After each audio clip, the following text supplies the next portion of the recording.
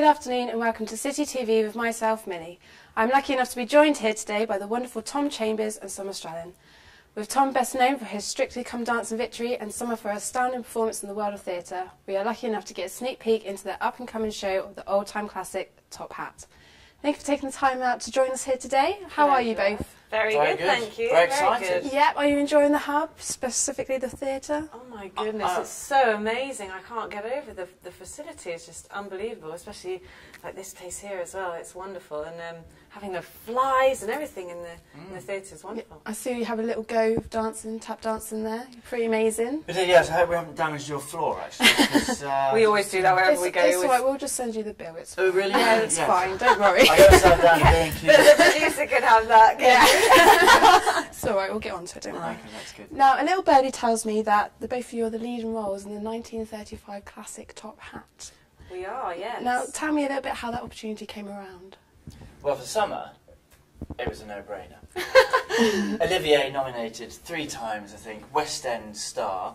Yeah. And well, I'd worked with the choreographer before, and I think how it came about, Kenny, the producer, had a list of people that he had said, right, we want to see these people for the Ginger Rogers part, Dale Tremont, and apparently he screwed up the piece of paper, threw it over his shoulder, and said, let's get Summer Strallen. So I was completely honoured and to be asked to even be a part of it, because Ginger Rogers is a big inspiration for all of my work, and so I'm just really looking forward to it.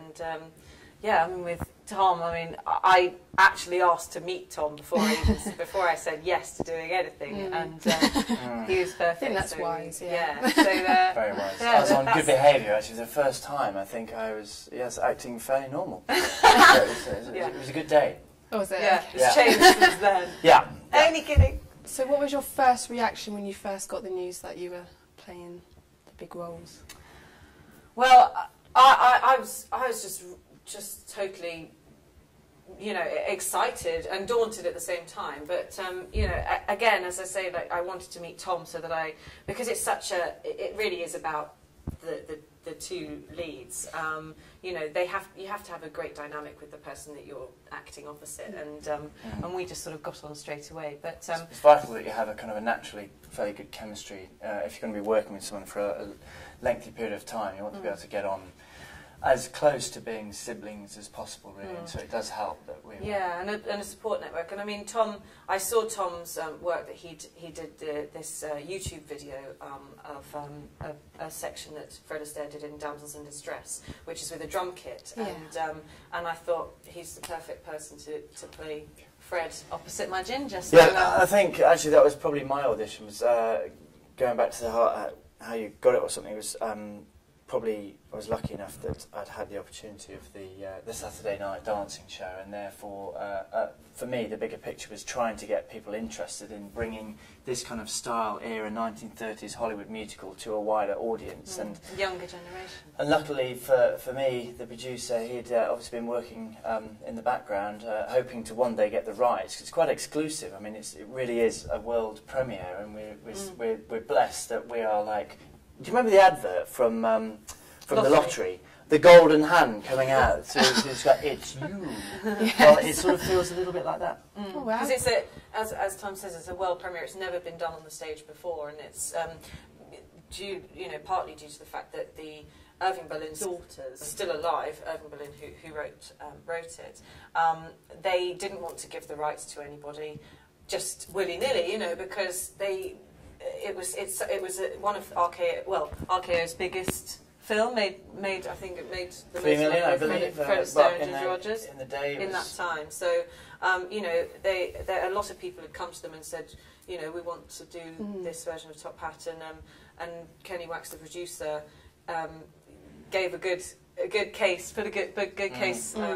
Purely also because there's so much passion behind. He had a lot of passion trying to get them, and I think they realised that he was the man to put it on.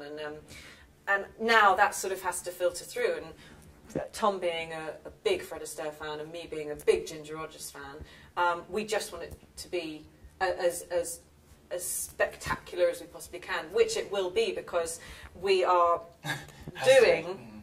Well, the set and everything is going to be the set that hopefully will be in the West End after the tour. So it's not like it's been in the West End and they're doing a touring production, so it'll, you know, be downsized. It's going to be the actual set that you see that people would see if they came to the West End. So it's pretty exciting. You know, a lot of work is going into it.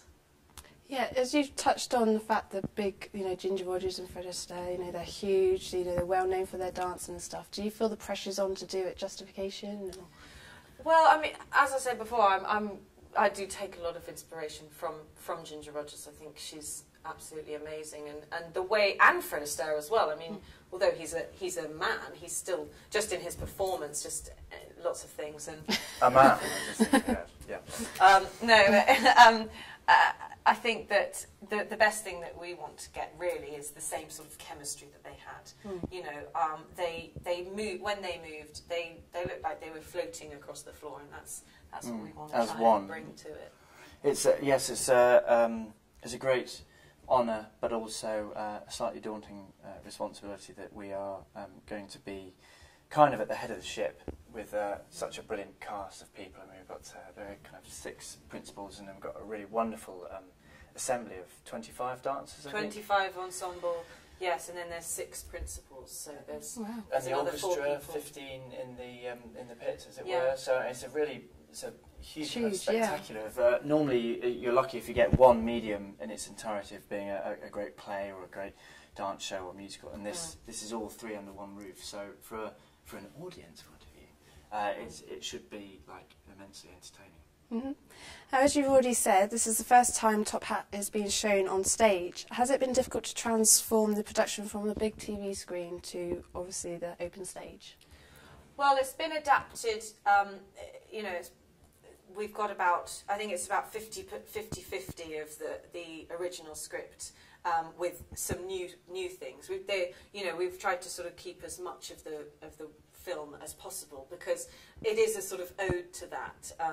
Again, why we want to sort of bring as much Fred and Ginger to it as possible, but also put our own sort of stamp on it. And but in the film there were only actually 5 songs, so they've added a few more, which is great. And because Irving Berlin wrote 1,500 songs. There was 1,500 songs in his catalogue, so they had to go through all of those to pick out the right ones, which, you know, went for this particular show.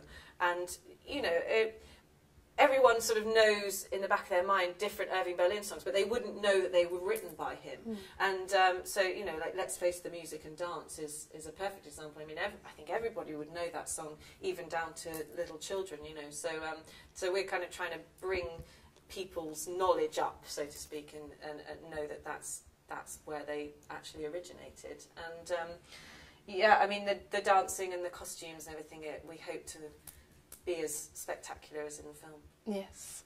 So it sounds absolutely amazing. So in 3 words, it can be quite difficult. Can you sum up what Top Hat is about? Top Hat. Misconstrued identity. That's more than 3 straight away. Mistaken identity. Mistaken identity. Rhythm. Rhythm. And comedy. Yes.